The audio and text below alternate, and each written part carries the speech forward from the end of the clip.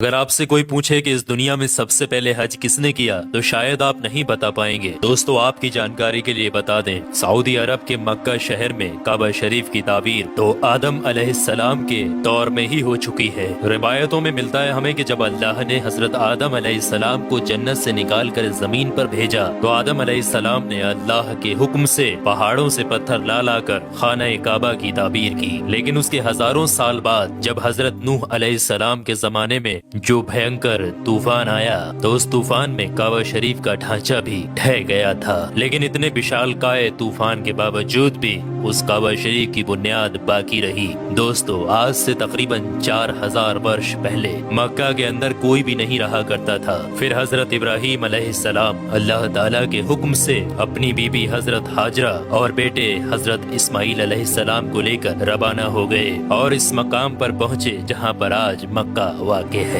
उस दौर में वहाँ पर न कोई इमारत थी, न पानी और न ही यहाँ पर कोई रहा करता था। दरख्तों के नाम पर सिर्फ बबूल वगैरह की झाड़ियाँ हुआ करती थी। हजरत इब्राहीम अलैहिस्सलाम ने बीबी और बच्चों दोनों को यहाँ बैठा दिया, थोड़ा सा पानी और खजूरों को भी पास में रख दिया और फिर आप अलैहिस्सलाम शाम की तरफ चले गए। हजरत इब्राहीम अलैहिस्सलाम दूसरी बार जब मक्का शरीफ आए तो कयाम ना किया, लेकिन जब तीसरी बार तशरीफ लाए तो हजरत इस्माइल अलैहिस्सलाम से फरमाया कि बेटा, अल्लाह ताला ने मुझे एक हुक्म दिया है। तो हजरत इस्माइल अलैहिस्सलाम ने कहा तो इदात कीजिए। तो हजरत इब्राहीम अलैहिस्सलाम ने कहा कि अल्लाह ताला ने मुझे हुक्म दिया है कि यहाँ पर एक घर बनाओ। घर की तामीर शुरू हो गई। हजरत इस्माइल अलैहिस्सलाम पत्थर लाते जाते और हजरत इब्राहीम अलैहिस्सलाम बनाते जाते थे।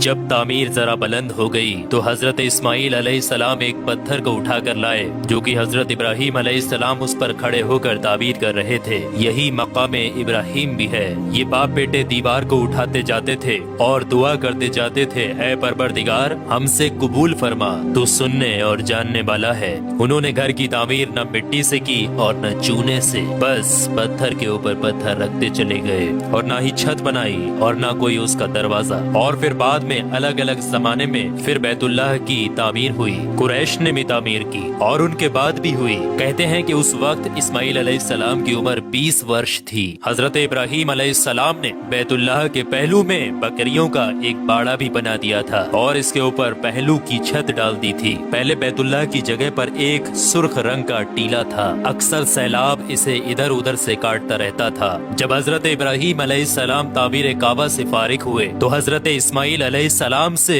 एक ऐसा पत्थर लाने के लिए कहा जो तवाफ की शुरुआत के लिए निशानी के तौर पर इस्तेमाल किया जाना था। ये पत्थर हजरत जिब्राईल अलैहिस्सलाम अबू कुबैस की पहाड़ियों से लेकर आए। हजरत इब्राहीम अलैहिस्सलाम ने इसे इस मकाम पर रख दिया जहाँ पर वो अब तक कायम है। रिवायतों में आता है कि ये पत्थर बहुत रोशन था। हजरत जिब्राईल अलैहिस्सलाम ने उन्हें तमाम मकामात भी दिखाए। और दोस्तों, जब हजरत इब्राहीम अलैहिस्सलाम को अल्लाह की तरफ से लोगों को हज करने की दावत देने का हुक्म हुआ तो हजरत इब्राहीम अलैहिस्सलाम ने अल्लाह से ये सवाल किया कि ऐ मेरे खुदा, यहाँ पर कौन लोग हैं जो कि मेरी आवाज को सुनेंगे। अल्लाह ताला ने फरमाया कि ऐ इब्राहीम, आवाज देना तुम्हारा काम है और लोगों तक उस आवाज को पहुंचाना मेरा काम है। दोस्तों, उसके बाद हजरत इब्राहीम अलैहिस्सलाम अबू कुबैस की एक बड़ी सी पहाड़ी के ऊपर चढ़कर एक बड़े से पत्थर के ऊपर खड़े हुए और लोगों में हज करने का ऐलान किया कि ऐ लोगों, अल्लाह ताला ने एक घर बनाया है और तुम पर हज फर्ज किया है, लिहाजा तुम अपने परवरदिगार की आवाज पर लब्बैक कहो। तो अल्लाह ताला ने हजरत इब्राहीम अलैहिस्सलाम की उस आवाज को इतना बुलंद कर दिया कि उस आवाज को दुनिया के हर एक इंसान ने सुना। यहाँ तक कि पेड़ पौधों को भी वो आवाज सुनाई दी, जिसकी वजह से पहाड़ और पेड़ पौधों में भी ये ख्वाहिश हो गई कि वो भी अल्लाह के इस पाक घर की जियारत करें। अल्लाह ताला ने हजरत इब्राहीम अलैहिस्सलाम को ये हुक्म दिया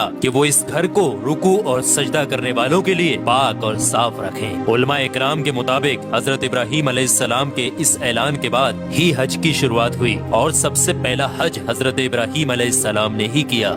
रिवायात के मुताबिक रसूलुल्लाह सल्लल्लाहु तआला अलैहि वसल्लम ने फरमाया कि अल्लाह के इस घर पर अल्लाह की रात दिन 120 रहमतें नाजिल होती हैं। 60 रहमतें तवाफ करने वालों के लिए, 40 नमाजियों के लिए और 20 अल्लाह के घर को देखने वालों के लिए। हजरत हसन बिन अदिया फरमाते हैं कि हमने रसूलुल्लाह सल्लल्लाहु अलैहि वसल्लम के इस कौल पर गौर किया। मालूम हुआ कि ये सब रहमतें दर हकीकत तवाफ करने वाले के लिए हैं कि वो तवाफ करता है, नमाज भी पढ़ता है اور کعبہ کی طرف دیکھتا بھی ہے۔ کسی نے کیا خوب کہا ہے، خانہ کعبہ میں طرح طرح کی فضیلتیں ہیں، گھر والا ہی انہیں جانتا ہے۔ جو کوئی بھی یہاں پر اپنی خطاؤں سے ڈر کر آیا، اللہ اس کی حفاظت کرتا ہے۔ طاہر الکربی لکھتے ہیں کہ خانہ کعبہ 11 مرتبہ تعبیر ہوا ہے۔ حضرت آدم علیہ السلام نے بنایا، حضرت شیش علیہ السلام نے تعبیر کیا، حضرت ابراہیم علیہ السلام نے تعبیر کیا، امالکہ نے بنایا، جرہم نے تعمیر کیا، کسی نے تعمیر کیا، قریش نے بنایا، عبداللہ بن زبیر رضی اللہ تعالی عنہ نے تعبیر کیا، حجاج بن یوسف نے بنایا،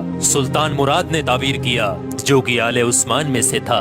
دوستو آپ کو بتا دیں، جو کعبہ شریف کی تعبیر کے لیے حلال مال اکٹھا کیا گیا تھا وہ کافی نہیں تھا، اس لیے 6 ہاتھ ایک بالست جگہ کم کر دی گئی تھی اور ایک چھوٹی سی گول دیوار بنا دی تھی تاکہ لوگ اس کے باہر طواف کریں۔ کعبہ کے اندر انہوں نے 2 صفوں میں 6 ستور رکھے تھے جس کے اوپر چھت تھی۔ اس سے پہلے کعبہ شریف کے اوپر چھت موجود نہیں تھی۔